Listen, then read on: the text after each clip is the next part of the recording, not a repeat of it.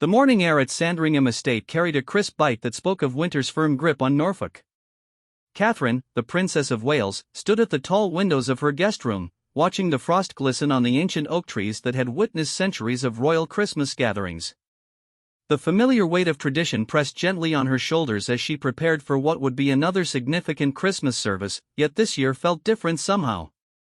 The events of the past 12 months had changed something fundamental in the royal family dynamic, and she could sense it in every conversation, every glance, every carefully orchestrated moment. William stirred behind her, the rustle of bedsheets breaking the contemplative silence. "You're up early," he murmured, his voice still thick with sleep. Catherine turned from the window, offering him a soft smile that didn't quite reach her eyes. The morning light caught the subtle worry lines that had appeared around her eyes over the past year, marks of a woman who had carried burdens far beyond her years. "I couldn't sleep," she admitted, settling on the edge of the bed. "I keep thinking about George, Charlotte, and Louis. This Christmas feels so important for them, for all of us really." William reached for her hand, his fingers intertwining with hers in a gesture that had become their anchor through countless storms. The weight of their roles as future monarchs had never felt heavier, particularly as they watched their children navigate the complexities of royal life while trying to maintain some semblance of normal childhood. The children's laughter echoed from somewhere in the vast estate, a sound that brought immediate warmth to Catherine's heart. George, now 12, was beginning to understand the weight of his future crown in ways that both impressed and concerned his parents. Charlotte, 10, possessed a fierce intelligence and determination that reminded Catherine of herself at that age, while 8-year-old Louis maintained an infectious joy that seemed to light up even the most formal royal occasions. As Catherine dressed for the morning, she reflected on the journey that had brought her to this moment. The girl from Berkshire who had once felt overwhelmed by the grandeur of royal protocol had evolved into a woman who understood that true strength lay not in perfection, but in authenticity. The public had watched her grow from a nervous young woman into a confident princess, but they couldn't see the private moments of doubt, the nights spent worrying about whether she was raising her children with the right balance of privilege and humility. The household at Sandringham buzzed with its own unique energy during Christmas. Staff members who had served the royal family for decades moved with practiced efficiency, preparing for the traditional Christmas morning service at St. Mary Magdalene Church. Catherine had grown to love these preparations, the way everyone from the most senior courtier to the newest member of staff contributed to creating something magical for the family. King Charles emerged from his study as Catherine made her way downstairs, his face lighting up at the sight of his daughter-in-law. The relationship between them had deepened significantly since his coronation, built on mutual respect and a shared vision for the monarchy's future. "Catherine, my dear," he said warmly, "I hope you slept well. Today feels particularly special, doesn't it?" There was something in his tone that made Catherine pause. Charles had always been perceptive, but lately, she sensed he was preparing for something significant. The king had spent the past year establishing his reign with careful consideration, balancing tradition with necessary modernization. His relationship with William had evolved from father and son to sovereign and heir, a transition that hadn't always been smooth but had ultimately strengthened their bond. Queen Camilla joined them in the morning room, her presence bringing a sense of calm efficiency that Catherine had come to appreciate. Despite early public skepticism, Camilla had proven herself to be a steadying influence on Charles and had developed genuine warmth with William and Catherine.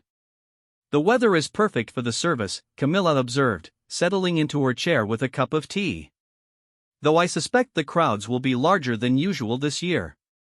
The conversation turned to the logistics of the day, but Catherine found herself thinking about the deeper currents running through their family. The past year had brought challenges that had tested their unity in ways she hadn't anticipated. Public scrutiny seemed more intense than ever, with every gesture and expression analyzed for hidden meanings. The children were growing up in an environment where their every move was documented, and Catherine worried constantly about protecting their innocence while preparing them for their future roles. William appeared, already dressed in his formal attire, looking every inch the future king. The years had added gravitas to his bearing, but Catherine could still see the young man she had fallen in love with at university. "The children are nearly ready," he reported. "George is being very serious about his appearance today. I think he's beginning to understand the significance of these public moments." This observation brought mixed emotions for Catherine. She was proud of George's developing sense of duty, but part of her mourned the carefree little boy who had once run through the halls of Kensington Palace without a thought for protocol. The balance between preparing their children for their roles and allowing them to simply be children remained one of her greatest challenges. The morning continued with its familiar rhythm of preparation and anticipation.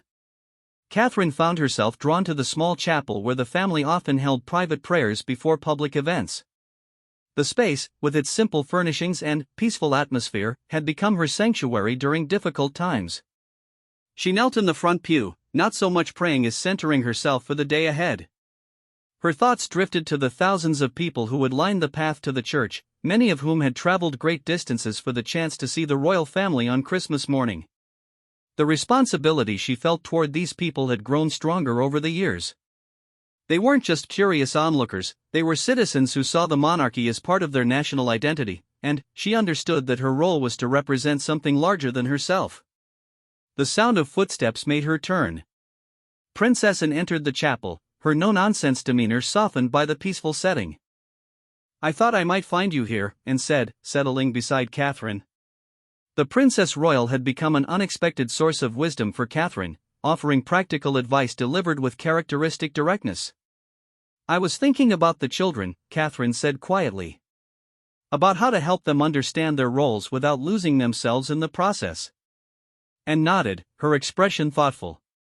She had navigated similar challenges with her own children, managing to raise them with a strong sense of duty while allowing them relative normalcy.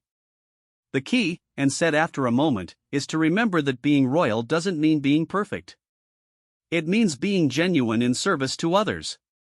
Your children are watching how you handle that balance, and they're learning from your example more than from anything you might say to them." This conversation stayed with Catherine as she returned to prepare for the service. The wisdom in Anne's words resonated deeply, reminding her that authenticity had always been her strength. The public had embraced her not because she was perfect, but because she was relatable while still maintaining the dignity her position required. As the family gathered in the main hall, Catherine felt the familiar flutter of nerves that preceded any public appearance. But, looking at her children, dressed in their coordinated outfits and beaming with excitement, she felt her anxiety transform into anticipation. Charlotte was chattering excitedly about the possibility of seeing her favorite horse in the royal stables later, while Louis bounced on his toes with barely contained energy. George stood slightly apart from his siblings, his posture already showing signs of the formal bearing that would one day be required of him as king. Catherine caught his eye and winked, earning a genuine smile that reminded her he was still very much a 12-year-old boy despite his growing awareness of his destiny. The cars arrived precisely on schedule, and the family made their way outside. The winter air was crisp and clear, perfect for the short journey to St. Mary Magdalene Church. As they settled into the vehicles, Catherine felt William's hand find hers again. These small gestures of connection had become increasingly important as their public lives grew more demanding. The drive through the Sandringham grounds gave Catherine a few moments to appreciate the beauty of the estate in winter. Snow dusted the landscape, creating a scene that could have been lifted from a Christmas card. She had grown to love this place, with its sense of history and continuity. Generations of royals had walked these paths, faced similar challenges, and found strength in the traditions that bound them together. As they approached the church, Catherine could see the crowds beginning to gather. People of all ages stood patiently behind the barriers, many holding small Union Jack flags or homemade signs expressing their Christmas wishes to the royal family. The sight never failed to move her, this demonstration of the enduring connection between the monarchy and the people it served. The children pressed their faces to the windows, waving enthusiastically at the gathering crowd. Their genuine excitement was infectious, reminding Catherine that despite all the protocol and formality, this was ultimately about celebration and community. Christmas at Sandringham represented continuity and hope, values that transcended any individual member of the royal family. As their car came to a stop outside the church, Catherine took a deep breath. The next few hours would be carefully choreographed, every moment captured by photographers and broadcast to millions around the world. But, beneath all the pageantry was something much more fundamental, a family gathering to celebrate Christmas, carrying forward traditions while creating new memories for the next generation. The church bells began to ring, their clear notes cutting through the winter air and signaling the beginning of another chapter in the long story of the royal family's Christmas celebrations at Sandringham. The moment Catherine stepped out of the car, she was enveloped by the warmth of hundreds of smiling faces despite the December chill.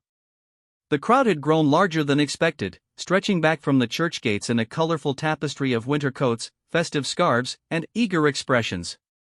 Children perched on their parents' shoulders held handmade Christmas cards, while elderly residents of nearby villages stood patiently with walking sticks, their eyes bright with anticipation. William emerged beside her, automatically positioning himself to shield the children from any press of the crowd while maintaining the approachable demeanor that had become his trademark. George, Charlotte, and Louis followed, their initial excitement giving way to a more composed awareness as they recognized the significance of the moment. Catherine watched as George straightened his shoulders, already learning to carry himself with the dignity his future role would require. The walk from the car to the church entrance had become a cherished tradition, allowing the royal family to greet well-wishers and accept flowers, drawings, and Christmas cards from the gathered crowd. Catherine had initially found these impromptu interactions overwhelming, but over the years she had discovered they were often the most meaningful part of any public engagement. Today, she was particularly struck by a young girl who couldn't have been more than 6, holding a carefully crafted drawing of the royal family standing in front of a Christmas tree. "Is that for me?" Catherine asked gently, kneeling to the child's level despite her formal attire. The little girl nodded shyly, thrusting the drawing forward with both hands. The artwork showed stick figures labeled with each family member's name, complete with crowns drawn in bright yellow crayon. "This is beautiful," Catherine said sincerely. "I can see you worked very hard on it. What's your name?" "Emma," the child whispered, her cheeks red from cold and excitement. "I drew Prince Louis with his favorite toy because my mummy said he likes to play just like me." Catherine's heart swelled at this innocent observation. Despite all the formality surrounding their lives, children like Emma saw past the titles to the simple human connections that truly mattered. As they continued toward the church, Catherine noticed an elderly man standing slightly apart from the main crowd. He held a single red rose and seemed to be waiting for something. Their eyes met, and she saw a depth of emotion that made her pause. William, sensing her hesitation, followed her gaze and nodded slightly, understanding that some encounters required more than a simple wave and smile. "Good morning," Catherine said, approaching the man with genuine warmth. "What a beautiful rose. Are you from the village?" The man's face transformed with joy at being acknowledged personally. "Your Royal Highness," he said, his voice trembling slightly. "I've lived here for 87 years, and I've watched your family walk this path every Christmas since I was a boy. This rose is from my wife's garden. She passed last spring, but she always said she'd want me to bring the royal family one of her roses if I ever had the chance." The simple dignity of his words created a moment of profound connection that transcended all protocol. Catherine accepted the rose with both hands, understanding that she was receiving not just a flower, but a piece of this man's heart and history. "She must have been very special," Catherine said softly. "I'll make sure this rose has a place of honor in our Christmas arrangements. Thank you for sharing her memory with us." William joined the conversation, asking the man about his years in the village and listening intently to stories about changes he had witnessed over the decades. These were the interactions that reminded both William and Catherine why their roles mattered beyond the ceremonial aspects. They were connecting with individuals whose lives had been touched by the continuity the monarchy represented, people who found comfort and stability in traditions that stretched back generations. Charlotte had been watching this exchange with the intense curiosity that characterized her personality. She approached the elderly man with the confidence that had always distinguished her among her siblings. "Did you really see my great-grandmother when she was young?" she asked, referring to the late Queen Elizabeth II. The man's eyes sparkled as he described memories of seeing the young princess, then queen, walking this same path decades earlier.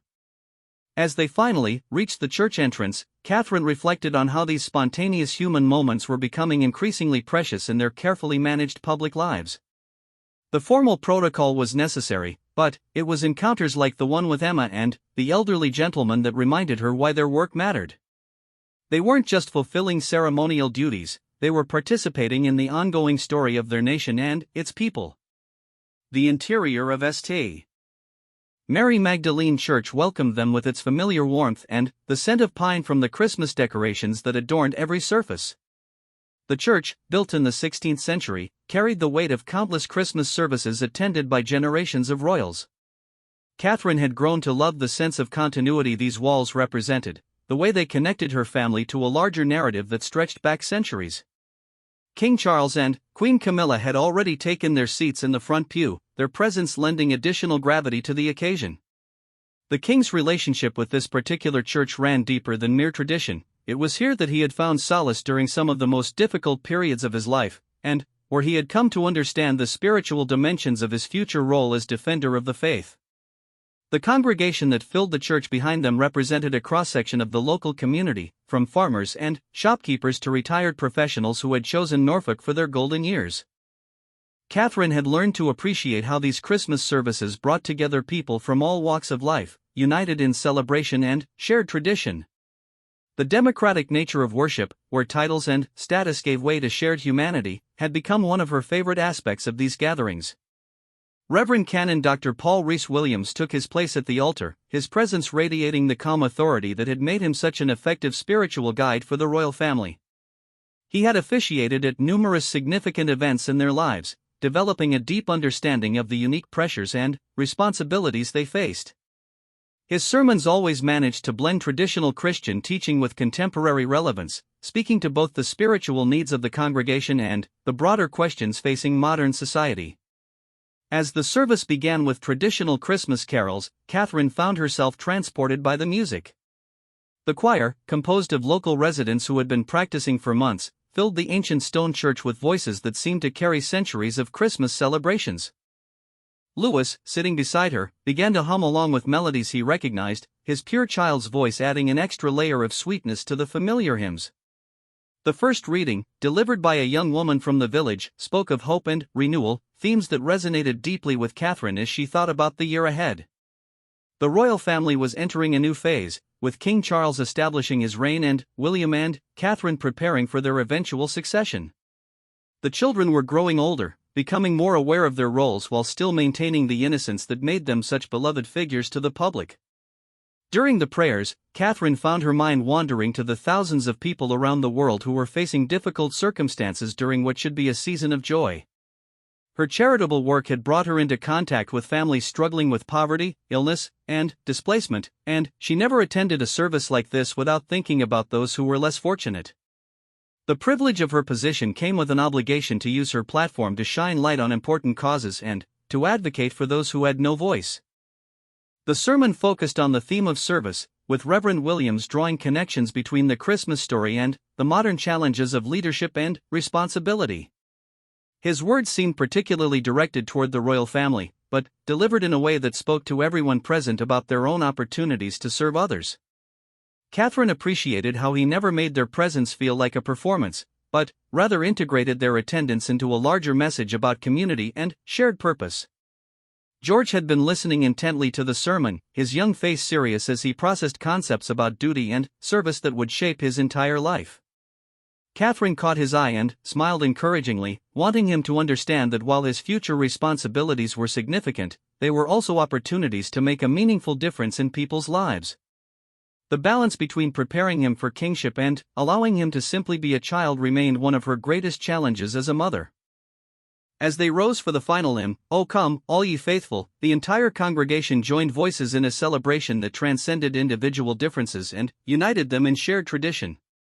Charlotte's clear soprano voice stood out as she sang with the enthusiasm that characterized everything she did, while Louis bounced slightly on his toes, unable to contain his excitement despite the formal setting.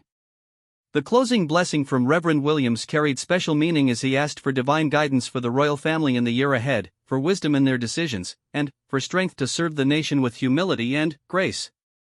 Catherine bowed her head, feeling the weight of those words and the responsibility they represented. The year ahead would bring new challenges and opportunities, and she prayed for the wisdom to navigate them with integrity and purpose. As the service concluded, the family remained in their seats for a moment while the congregation filed out, a tradition that allowed the local residents to leave without the complication of navigating around royal security. Catherine used these quiet minutes to reflect on the service and to prepare mentally for the next phase of their Christmas morning, which would involve more public interaction as they walked back to the cars. The children were beginning to show signs of restlessness after sitting still for the better part of an hour, but they had learned to manage their energy in these formal settings.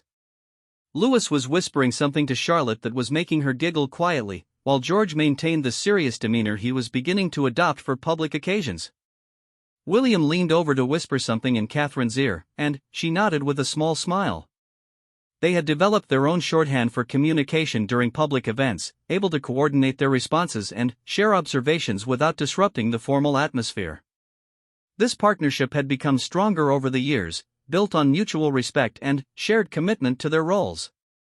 As they prepared to leave the church, Catherine gathered the flowers and cards that had been handed to her during the walk from the car, each one representing a personal connection with someone in the crowd. These tokens would be carefully preserved and, where possible, acknowledged with personal thank you notes, a tradition she had established early in her royal career as a way of honoring the generosity of spirit that people showed toward her family. The emergence from the church into the crisp December air marked a shift in the day's energy. Where the service had been contemplative and formal, the walk back to the cars promised more spontaneous interactions with the crowd that had grown even larger during the hour they had spent inside. Catherine could hear the excited chatter of children who had been waiting patiently, their voices carrying across the churchyard like music. As the family stepped outside, they were greeted by a scene that took Catherine's breath away. Someone in the crowd had organized an impromptu choir of local schoolchildren, who began singing Silent Night in voices so pure and sweet that even the most seasoned royal protection officers paused to listen. The children, ranging in age from about 5 to 12, had clearly been practicing, their voices blending in harmony that spoke of hours of preparation for this moment. Charlotte immediately gravitated toward the young singers, her own musical talents drawing her to their performance. Catherine watched as her daughter's face lit up with genuine admiration for their skill. "Mummy," Charlotte whispered, tugging on Catherine's coat, "they sound like angels." "Can I tell them how beautiful that was?" The request touched Catherine's heart, reminding her that beneath all the formal training and protocol, her children remained genuinely kind and appreciative of others' efforts. William was engaged in conversation with a group of veterans who had traveled from nearby King's Lynn to attend the service. These elderly men, some in wheelchairs and others using walking aids, had served their country with distinction and now found meaning in maintaining their connection to the royal family. Catherine watched as William listened intently to their stories, asking thoughtful questions about their service and their current lives. His genuine interest in their experiences was evident in his body language and the way he focused completely on each speaker. George had positioned himself near his father, observing how William interacted with different groups of people. Catherine could see her eldest son filing away these lessons in leadership and public engagement, already beginning to understand that being royal meant being genuinely interested in other people's lives and experiences. The weight of his future responsibilities was becoming more real to him with each public appearance, but she was proud to see that rather than intimidating him, it seemed to be inspiring a sense of purpose. An unexpected moment occurred when Louis spotted a young boy in the crowd who was clearly upset about something. Without hesitation, the 8-year-old prince broke away from the formal group and approached the child, who couldn't have been more than 4 years old. "Why are you sad?" Louis asked with the directness that only children possess. The boy's mother looked mortified at the attention, but Catherine approached with a reassuring smile. "He dropped his toy car," the mother explained apologetically. "He's been so excited to see the royal family, and now he's heartbroken that his favorite car fell and broke." Louis immediately understood the gravity of this situation from a child's perspective. "I have cars at home," he announced solemnly.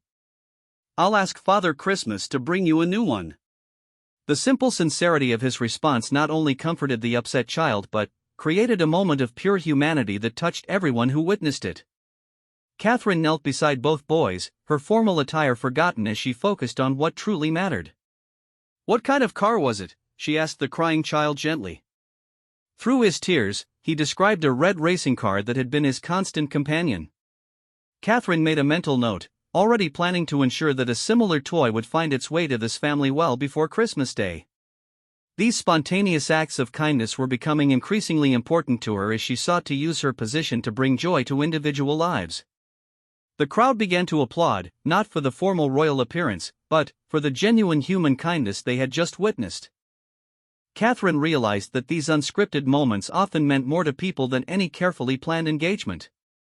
They saw the royal family not as distant figures but as people who cared about the same things they did: children's happiness, family bonds, and simple acts of compassion. As they continued their walk, Catherine found herself in conversation with a young mother who had brought her newborn daughter to the Christmas service. "She's only 6 weeks old," the woman explained, holding the sleeping baby close against the cold. "I wanted her first Christmas to include seeing the royal family. My grandmother always said that royal blessings brought good luck to babies." Catherine was moved by this expression of faith in the monarchy's symbolic power to bring comfort and hope to people's lives. "She's beautiful," Catherine said softly, gently touching the baby's tiny hand. "What's her name?" The mother's face glowed with pride as she answered, "Hope. We named her Hope because she was born after we thought we couldn't have children. She's our Christmas miracle." The conversation reminded Catherine of her own experiences as a new mother, the overwhelming love and fierce protectiveness that came with bringing new life into the world. William had moved on to speak with a group of local business owners who had traveled from nearby towns to attend the service. The economic challenges facing rural communities had become a particular concern for both William and Catherine, and they used occasions like this to stay informed about issues affecting ordinary families. One shop owner described how the rising cost of living was affecting his customers, many of whom were elderly residents on fixed incomes who had to choose between heating their homes and buying Christmas gifts for their grandchildren. These conversations always stayed with Catherine long after the formal events ended. The privilege of her position came with the responsibility to understand and advocate for those facing difficulties, and she had learned that real leadership meant listening carefully to problems and then working systematically to address them through her charitable work and public platform. Charlotte had struck up a friendship with a girl about her own age who had been waiting in the crowd with her family. The two girls were comparing notes about their Christmas wishes, and Catherine overheard Charlotte explaining that being a princess didn't mean getting everything you wanted, but rather having the responsibility to think about what other people needed. This mature perspective from her 10-year-old daughter filled Catherine with pride and reassurance about how her children were developing their understanding of their roles. The interaction was interrupted by an elderly woman who approached Catherine with tears in her eyes. "Your Royal Highness," she said, her voice shaking with emotion, "I wanted to thank you for visiting the hospice last month. My husband was there, and meeting you gave him such joy in his final days. He talked about your visit until the very end." Catherine felt her own eyes fill with tears as she embraced the woman, understanding that sometimes their public duties created deeply personal connections with people experiencing profound loss and grief. "He was a remarkable man," Catherine replied, remembering the conversation clearly. "He told me about his war service and how he met you at a dance in 1952. His love for you was so evident in the way he spoke about your life together." The widow smiled through her tears, grateful that Catherine had remembered these personal details from what must have been one of countless similar visits. These encounters reinforced Catherine's belief that the monarchy's true value lay not in ceremony and tradition alone, but in its capacity to provide comfort and connection during life's most significant moments. Whether celebrating joyous occasions or acknowledging times of sorrow, the royal family's presence could offer a sense of shared experience and national community that helped people feel less alone. George had been observing this emotional exchange with the serious attention he brought to all aspects of royal duty. Catherine caught his eye and smiled reassuringly, wanting him to understand that showing genuine emotion and empathy was not a weakness but one of the most important qualities a future king could possess. The ability to connect authentically with people from all backgrounds would be essential to his effectiveness as a leader. As they neared the cars, Catherine reflected on how these walkabouts had evolved over the years.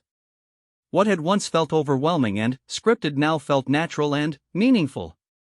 She had learned to balance the needs of security and schedule with the human impulses that made these encounters valuable for everyone involved. The key was remaining present and genuine while managing the practical constraints that came with being one of the most recognizable families in the world. The final interaction of the morning came from an unexpected source. A young man who appeared to be in his early 20s approached with obvious nervousness but determined purpose. "Your Royal Highness," he began, his voice steadying as he spoke, I'm a student at Cambridge, and I wanted to thank you for your mental health advocacy. Your work helped me find the courage to seek help when I was struggling, and I wanted you to know that your message saved my life." The simple honesty of his statement created a moment of profound connection that reminded Catherine why her advocacy work mattered so deeply. Mental health remained a stigmatized topic for many people, particularly young men who felt pressure to appear strong and self-sufficient. Hearing that her public discussions of these issues had helped someone find hope during a dark period validated every difficult conversation and challenging engagement she had undertaken. "Thank you for telling me that," Catherine replied, her voice filled with genuine warmth. "It takes tremendous courage to ask for help, and I'm proud of you for taking that step. Your recovery is your own achievement." She paused, wanting to say more but aware of the time constraints and the crowd around them. "Please remember that seeking help is a sign of strength, not weakness. You have a bright future ahead of you." As they finally reached the cars, Catherine felt the familiar mixture of exhaustion and exhilaration that followed meaningful public engagements. The children were chattering excitedly about the people they had met and the conversations they had shared, processing their experiences with the enthusiasm that made these events worthwhile despite their demands. William helped her into the car, his hand briefly squeezing hers in acknowledgement of the emotional weight of some of the morning's encounters. They had learned to support each other through the intensity of public life, understanding that sharing these experiences strengthened both their partnership and their ability to serve effectively. As the car pulled away from the church, Catherine turned for one final look at the crowd. Many people were still waving, their faces bright with satisfaction at having shared this Christmas morning with the royal family. She understood that for many of them, this brief encounter would become a cherished memory, a story to share with friends and family for years to come. The ride back to Sandringham House was quiet, each family member lost in their own thoughts about the morning's events. Catherine found herself thinking about the cycles of tradition and change that defined royal life, how each generation brought new perspectives while maintaining the continuity that people depended upon.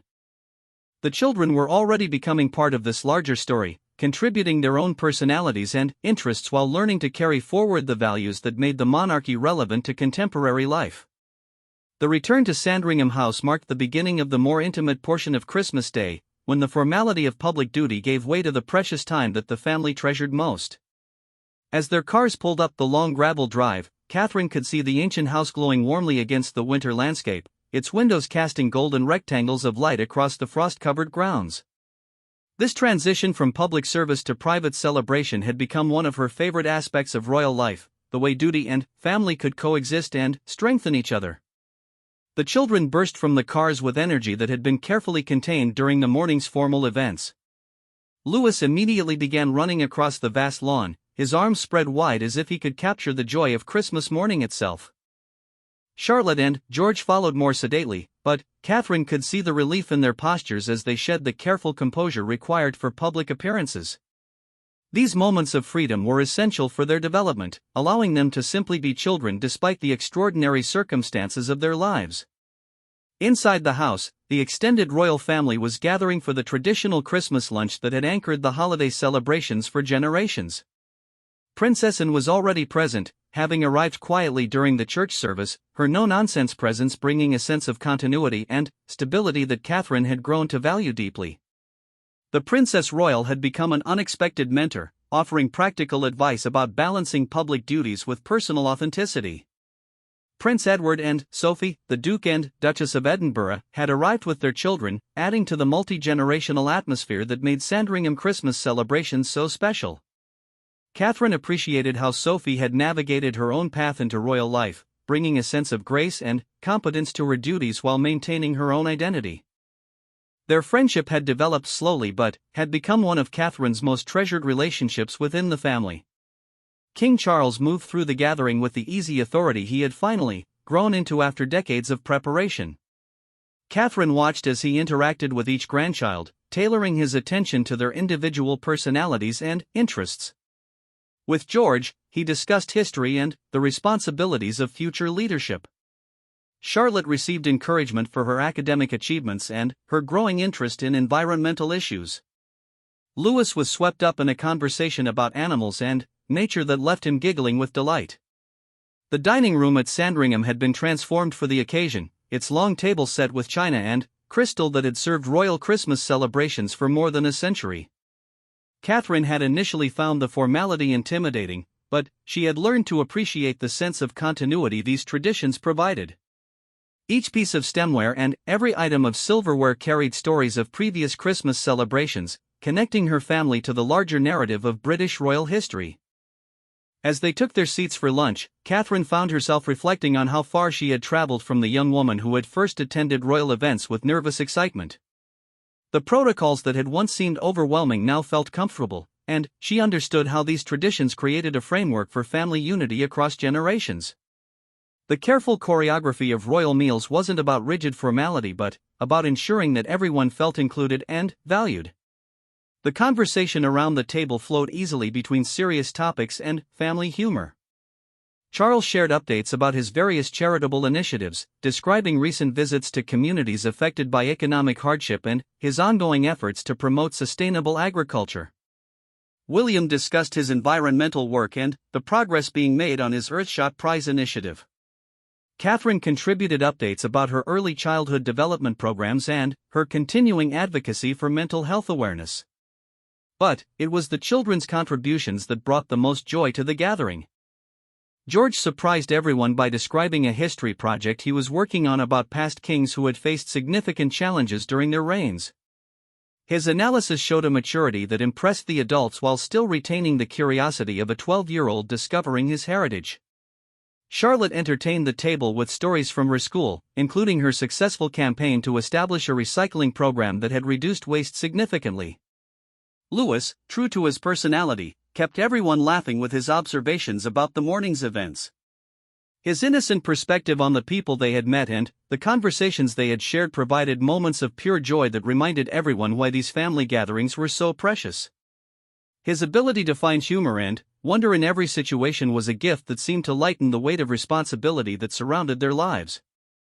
The meal itself was a masterpiece of traditional British Christmas cooking, prepared by chefs who understood the importance of maintaining recipes and presentations that had satisfied royal palates for generations.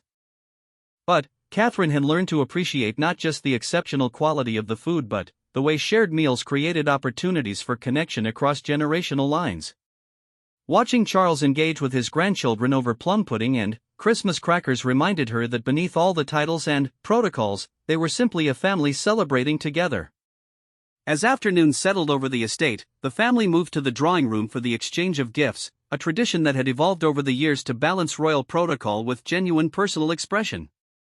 Catherine had spent considerable time selecting presents that reflected her deep knowledge of each family member's interests and personality.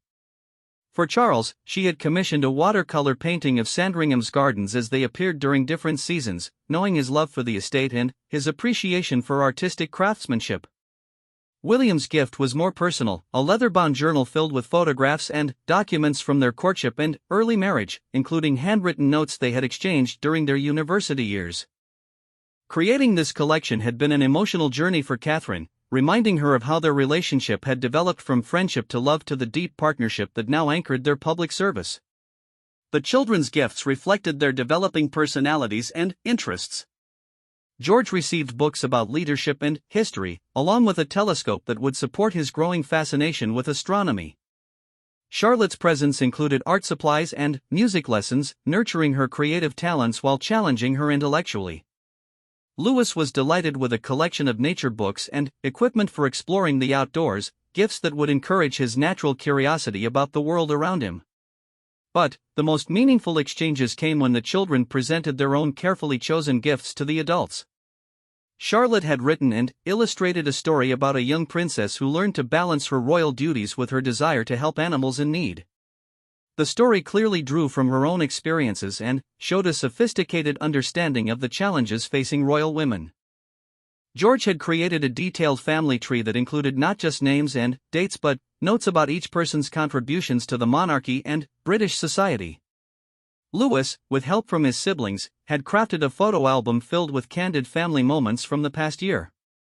Each page was annotated with his observations about why particular moments were special, providing insights into how he processed their unusual life. His commentary ranged from profound observations about the importance of helping others to silly jokes about his father's hair, creating a document that perfectly captured the blend of seriousness and humor that characterized their family dynamic. As evening approached, the family gathered for one of their newer traditions, a quiet reflection on the year that was ending and hopes for the year ahead. This practice had begun during the pandemic years when the enforced isolation had made them more aware of the precious nature of family time.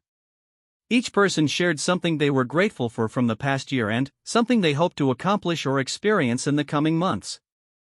Catherine's reflection focused on her growing confidence in her public role and her pride in watching the children develop their own understanding of service. She spoke about the young man who had thanked her for her mental health advocacy and how encounters like that reminded her why their work mattered beyond ceremony and tradition.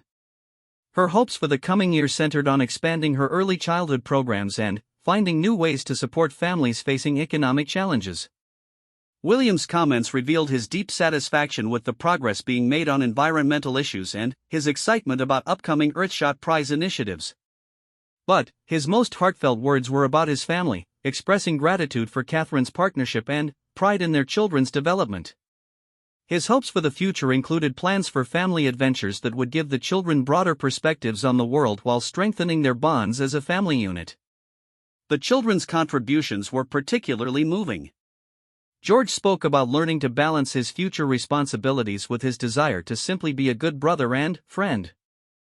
Charlotte shared her excitement about school projects focused on environmental protection and her hopes to visit conservation programs in different countries.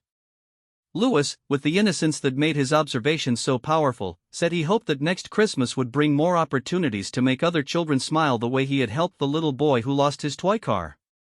As the formal reflection concluded, the family settled into the comfortable quiet that marked the end of successful celebrations. The children curled up with their new books and toys while the adults continued conversations about plans for the coming year. Catherine found herself in a corner of the room with a cup of tea, watching her family and feeling a profound sense of gratitude for the life they had built together. The evening news would undoubtedly feature footage from the morning's church service, focusing on their public appearances and formal interactions with the crowd. But Catherine knew that the real story of their Christmas lay in these private moments: Louis's spontaneous kindness to a crying child, Charlotte's genuine admiration for young singers, George's thoughtful observations about leadership and service, and William's patient attention to veterans' stories. These were the experiences that would shape her children's understanding of their roles and responsibilities. They were learning that being royal meant being genuinely interested in other people's lives, using their privilege to bring comfort and joy to others, and maintaining their authentic selves while serving something larger than their individual desires. As the day wound to its close, Catherine reflected on the cyclical nature of these celebrations. Next year would bring new challenges and opportunities, different conversations and encounters, but the fundamental values that guided their family would remain constant.